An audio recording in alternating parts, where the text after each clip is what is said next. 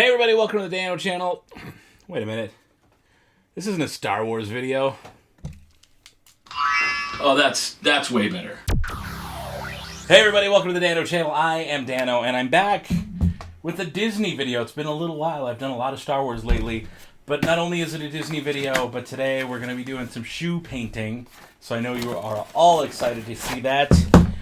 Guess what? We're going to talk about some, had it backwards, Country Bears inspired Disney custom painted toms. Now a lot of times people ask me, Dano, what supplies do you use? So I'm going to tell you real quick. I prefer acrylic paint. My preferred brand is Liquitex Basics. They dry rubbery and not like hard, so they're still flexible, completely waterproof, though you can always spray them afterwards with something like Krylon matte finish, or some people like Scotchgard. Personally, I don't think it's necessary. The very first pair that I ever painted is still around today with no scratches or scuffs. It's like 5-6 years old now. So it's good paint, it works. I use it for all my art projects. And you also ask what brushes. Honestly, the tiniest brush you can find is probably going to be good enough.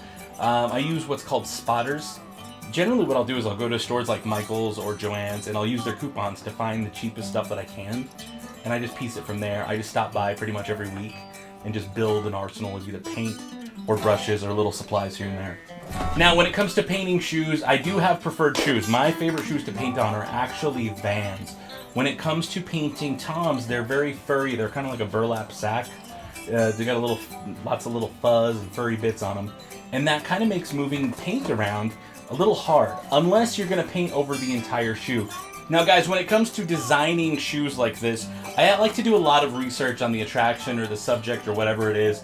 And so I actually went and rewatched the old Country Bear show on YouTube quite a bit, just to see what elements in the show were prominent. There was a special request to add Big Al, so Big Al had to be on there.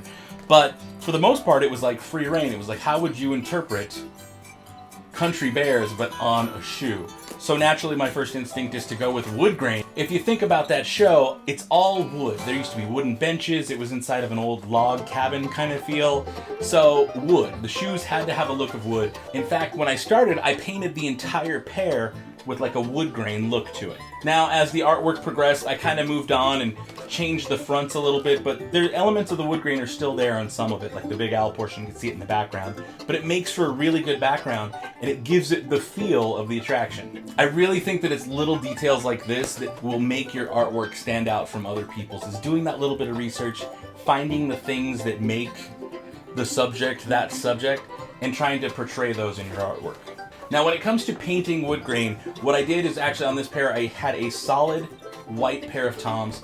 I used white because if you try to paint over something that's dark, black, navy, it takes a lot more coats for that color to stick, and it just makes things a little bit harder and wastes a lot of time. So by starting with a lighter color, I was able to have the colors pop more, and it took a lot less effort to get that main brown coat of paint down. Now in order to make it look like wood grain, I decided to mix a little bit of white or even darker browns to come up with different shades of brown, and started just basically doing lines in the direction that I wanted the wood grain to go. And I really looked at pictures online of wood grain. I literally Googled wood grain and what does wood look like? Because when it comes to painting, sometimes you have to step aside and just really think, what makes that thing look like that thing? Even if you have to get up close to it so it doesn't look like an object anymore, it's just a bunch of lines and colors, and break it down that way. That is what art is. That is what I do. I don't consider myself a great artist so much as a good copier. All I do is I take a look at something else and I break down what about it makes it up. If that's a really easy way to say it, but I don't know if that makes a ton of sense to you guys. So basically, taking that brown background shape, some parts are darker, some parts are lighter, but then using those individual details like those thin lines, and are they straight lines, are they lines that curve and then come back? Using all of those little details helps you really make it appear the way it should. Alright guys, enough blabbering for me. Do you want to see the shoes getting painted? Take a look.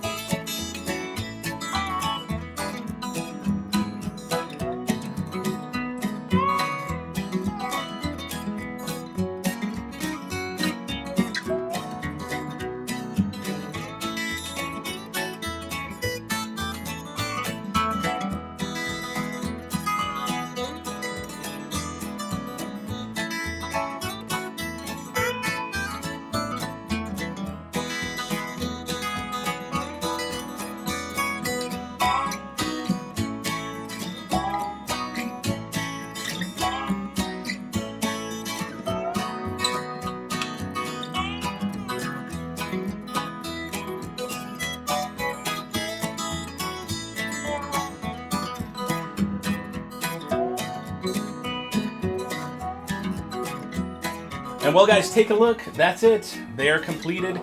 I decided to use elements from all over the Country Bears. One of the specific things that was asked for was for Big Al, so that's there. We've got pictures of the main show. We've got some of the characters like Trixie. We've got some of the taxidermy characters that are hanging on the wall on one side of the shoe. We have your main host on the other. Basically, just pull in all the elements that I can from the show and try to squeeze them in on the shoe. Well, as always, thank you guys so much for watching. I really appreciate it. Be sure to subscribe to the Dano channel, share this video with a fellow Disney friend, and until next time, may the Force have with you. Do I still do that here, even though it's not a Star Wars video? Goodbye forever.